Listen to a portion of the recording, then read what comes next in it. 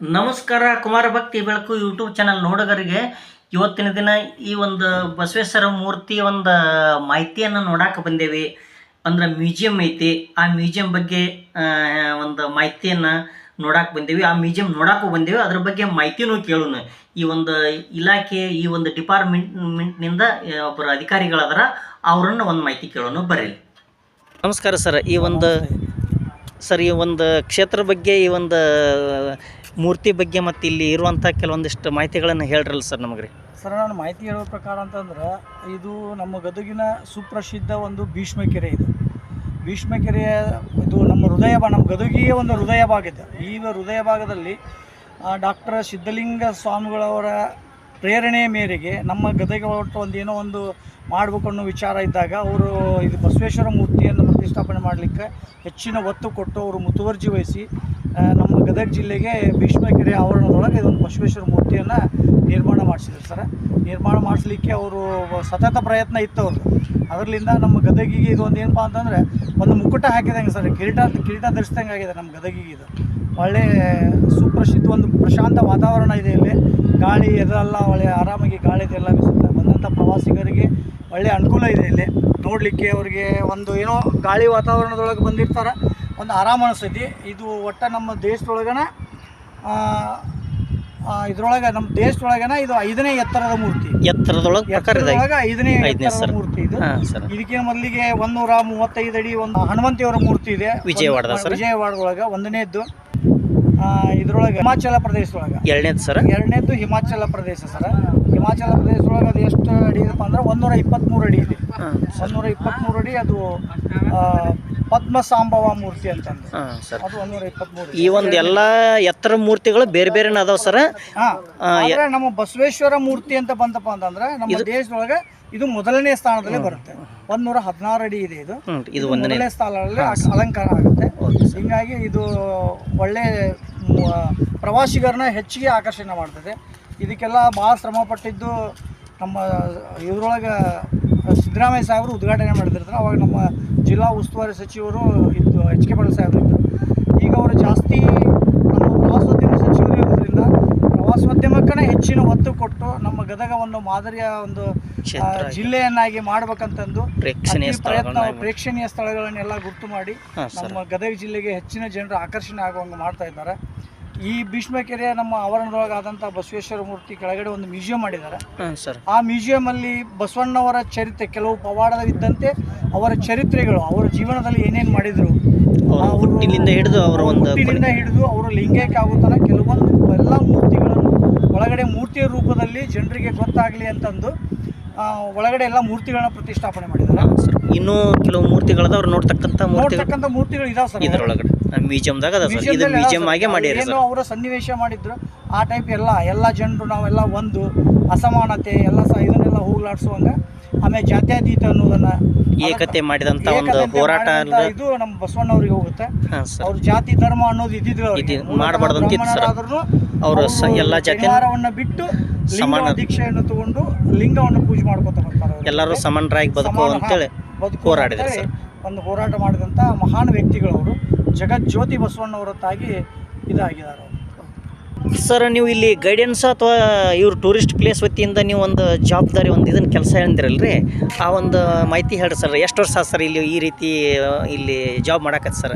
ನಾವು service guidelines ನಾವು guides ಅನ್ನೋಕಿನ sir ನಾವು ಇಲ್ಲಿ ಟೂರಿಸ್ಟ್ ಪೊಲೀಸ್ ಪ್ರವಾಸಿ ಮಿತ್ರ ಅಂತಂದು ಪ್ರವಾಸಿ ಮಿತ್ರ ಒಂದು ಪಡೆ ರೀ ಸರ್. ಪ್ರವಾಸಿ ಮಿತ್ರ ಅಂತಂದು ನಮಗೆ 2016 ಒಳಗೆ ಒಂದು ಪ್ರವಾಸೋದ್ಯಮ ಇಲಾಖೆಯಿಂದ KSDCಯಿಂದ ನಮಗೆ ತರಬೇತಿ ಕೊಟ್ಟು, ಮೂಲತಃ ನಾವು ಗೃಹ ರಕ್ಷಕ ದಳದವರು ನಮ್ಮನ್ನು ಪ್ರವಾಸೋದ್ಯಮಕ್ಕೆ ತಗೊಂಡು ನಮಗೆ ಟ್ರೈನಿಂಗ್ ಕೊಟ್ಟು, ಆವಾಗಿನ ಪ್ರವಾಸೋದ್ಯಮ ಸಚಿವರಾದಂಥ ದೇಶಪಾಂಡೆ ಸಾಹೇಬರು ಇದೊಂದು ಕಾನ್ಸೆಪ್ಟ್ ತೆಗೆದು ಪ್ರವಾಸಿಗರ ರಕ್ಷಣೆಗಾಗಿ ನಮ್ಮನ್ನು ನಿಯೋಜನೆ ಮಾಡಿದ್ದಾರೆ. ಪ್ರವಾಸಿಗರ ರಕ್ಷಣೆ ಮತ್ತು ಅಲ್ಲಿದ್ದಂಥ ಮೂರ್ನಾಮೆಂಟ್ಗಳು ಅಂದರೆ ಅಲ್ಲಿದ್ದಂಥ ವಸ್ತುಶಿಲೆಗಳನ್ನು ಹಾಳಾಗಬಾರ್ದು ಅನ್ನೋ ಉದ್ದೇಶಕ್ಕೆ ಪ್ರವಾಸಿಗರ ರಕ್ಷಣೆಗಾಗಿ ಪ್ರವಾಸಿ ಮಿತ್ರ ಅಂತಂದು ಒಂದು ಕಾನ್ಸೆಪ್ಟ್ ಮಾಡಿಕೊಂಡು ಅಲ್ಲಿ ಪ್ರತಿಯೊಂದು ಪ್ರವಾಸಿ ಸ್ಥಳಗಳಲ್ಲಿ ಪ್ರವಾಸಿ ಮಿತ್ರರನ್ನ ನಿಯೋಜನೆ ಮಾಡಿದ್ದಾರೆ. ತಮಗೆ ಏನೇ ಸಹಾಯ ಇತ್ತಪ್ಪ ಅಂತಂದ್ರು ಪ್ರವಾಸಿ ಮಿತ್ರರು ಅಲ್ಲಿ ಪ್ರವಾಸಿಗರಿಗೆ ಹೆಲ್ಪ್ ಮಾಡ್ತಾರೆ ಅಂತ ಅನ್ನೋದಕ್ಕೆ ನಾನು ಇಷ್ಟಪಡ್ತೀನಿ. ಭಾಳ ಒಂದು ಉತ್ತಮ ಸೇವೆ ಐತೆ ಸರ್ ನಿಮ್ಮ ಪಡೆಯಿಂದ ಸರ್. Thank you sir. ಬರ್ರಿ ಈ ಒಂದು ಮ್ಯೂಸಿಯಮನ್ನು ನೋಡ್ಕೊಂಡು ಬರೋಣ. ಈ ಮ್ಯೂಸಿಯಮ್ದಾಗ ಅವರ ಚರಿತ್ರೆಯನ್ನು ತೋರಿಸುವಂಥ ಕೆಲವು ಮೂರ್ತಿಗಳನ್ನು ಮಾಡಿ ಇಟ್ಟದ್ದನ್ನು ಮಾಹಿತಿ ಹೇಳಿದ್ರಲ್ಲ, ಅವುಗಳನ್ನ ನೋಡ್ಕೊಂಬರೋಣ ಬರ್ರಿ. ನೋಡ್ರಿ ಈ ಒಂದು ನಿರ್ಮಾಣ ಆಗಕ್ಕೆ ಈ ಮೂರ್ತಿ ಆಗಿರಲಿ ಇದು ಎಲ್ಲನೂ ನಿರ್ಮಾಣ ಆಗಕ್ಕೆ ಏನದು ಕಾರಣೀಕರ್ತರದಾರ, ಇದನ್ನು ಉದ್ಘಾಟನೆ ಮಾಡಿದವರು ಅವರೆಲ್ಲರ ಹೆಸರುಗಳದಾವು ನೋಡ್ರಿ.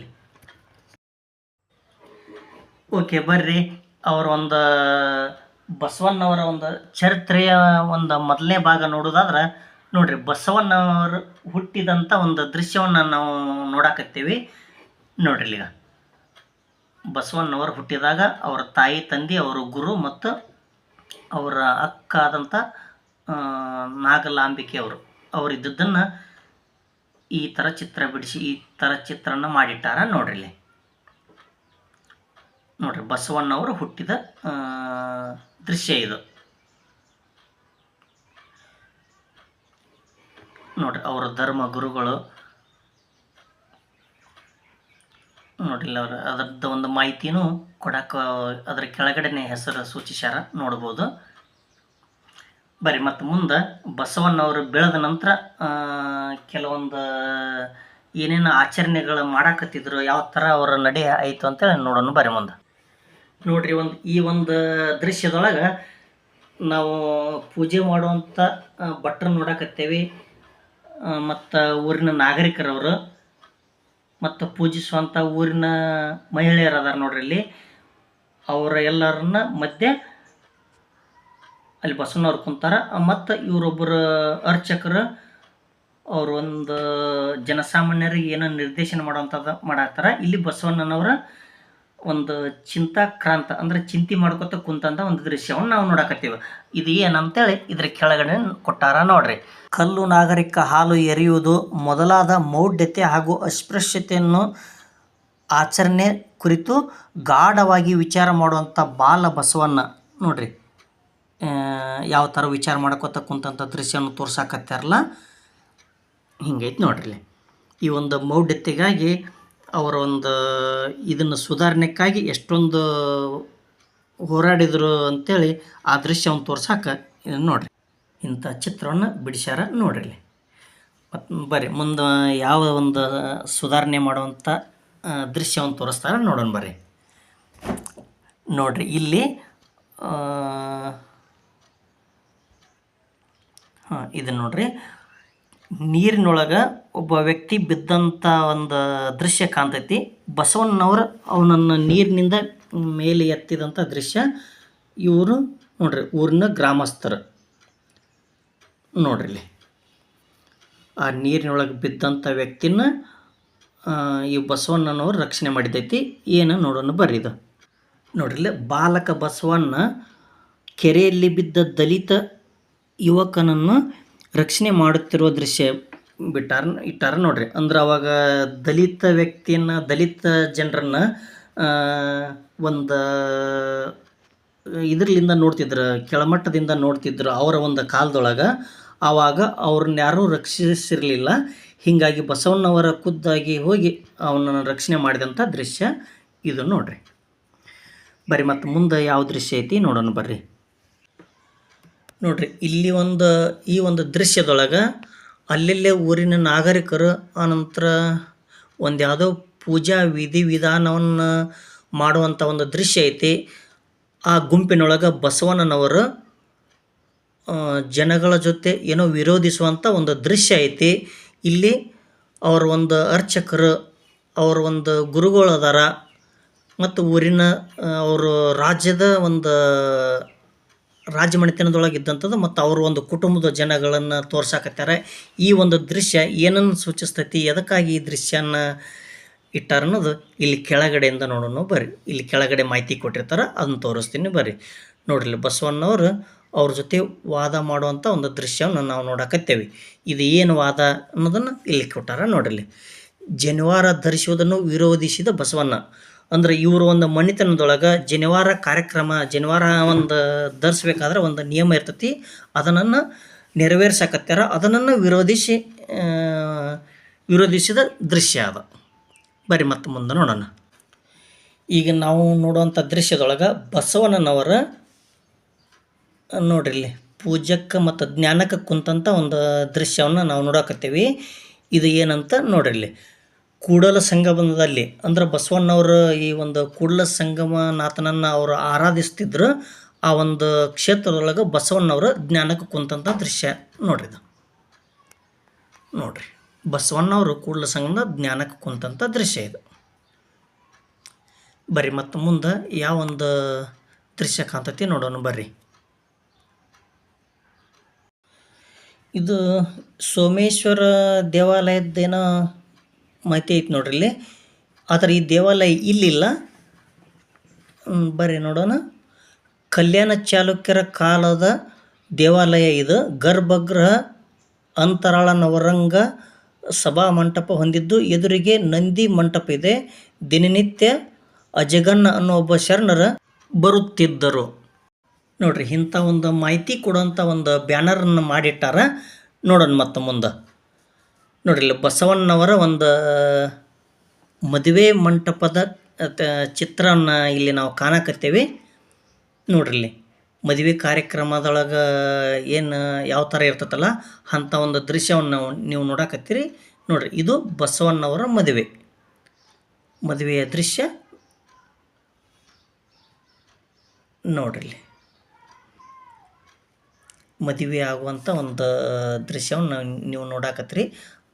ಬಸವಣ್ಣನವರ ಇದು ಮದುವೆ ದೃಶ್ಯ ಇದು ನೋಡ್ರಿ. ಕೈಯಲ್ಲಿ ತಾಳಿ ಐತಿ.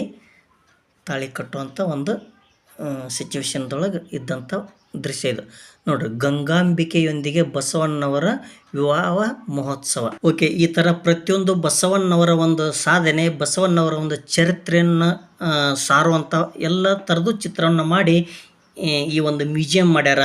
ಇಂಥ ದೃಶ್ಯವನ್ನು ನಾವು ಮುಂದಿನ ಭಾಗದೊಳಗೆ ನೋಡೋಣ. ಈ ವಿಡಿಯೋ ಇಷ್ಟ ಆಗೈತೆ ಅಂತ ಅನ್ಕೊಂತೀನಿ. ಇಷ್ಟ ಆಗಿದ್ರೆ ಲೈಕ್ ಮಾಡಿರಿ, ಇಷ್ಟ ಆಗಿರಲಿಲ್ಲ ಡಿಸ್ಲೈಕ್ ಮಾಡಿರಿ. ನೀವೇನಾದರೂ ಹೇಳೋದಿತ್ತಂದ್ರೆ ನಮಗೆ ಕಮೆಂಟ್ನಾಗ ಹೇಳ್ರಿ. ಓಕೆ, ಬಸವಣ್ಣನವರ ಮದುವೆ ಮಾಡಿದಂಥ ದೃಶ್ಯವನ್ನು ನೋಡಿದರೆ ಮದುವೆ ಆದ ನಂತರ ಬಸವಣ್ಣನವರ ಒಂದು ಜೀವನ ಒಂದು ಚರಿತ್ರೆ ಹೆಂಗೆ ಆಯ್ತು, ಜೀವನ ಹೆಂಗೆ ಸಾಕ್ತಿ ಅವ್ರ ಒಂದು ಮಾಡಿದಂಥ ಸಮಾಜ ಸುಧಾರಣೆಗಳು ಮತ್ತು ಅವರ ಒಂದು ಯಾವ ಥರದ ಒಂದು ಕ್ರಾಂತಿ ಎಬ್ಬಿಸಿದ್ರು, ಈ ಒಂದು ಸಮಾಜ ಸುಧಾರಣೆ ಮಾಡೋಕ್ಕೆ ಯಾವ್ಯಾವ ರೀತಿ ಹೋರಾಡಿದರು, ಬದುಕಿದ್ರು ಅಂತೇಳಿ ಆ ಒಂದು ದೃಶ್ಯವನ್ನು ಮುಂದಿನ ಭಾಗದೊಳಗೆ ನೋಡೋಣ. ಮುಂದಿನ ಒಂದು ಭಾಗದೊಳಗೆ ಅವರ ಒಂದು ಮಹತ್ವದ ಚಿತ್ರಗಳದಾವು, ಮಹತ್ವದ ಒಂದು ಸ್ಟೋರಿ ಐತಿ. ಮುಂದಿನ ಭಾಗದೊಳಗೆ ಆ ವಿಡಿಯೋನ ತೋರಿಸ್ತೀನಿ. ಈ ವಿಡಿಯೋ ನೋಡಿದ್ದಕ್ಕೆ ನಿಮ್ಮೆಲ್ಲರಿಗೆ ಧನ್ಯವಾದಗಳು. ನಮಸ್ಕಾರ.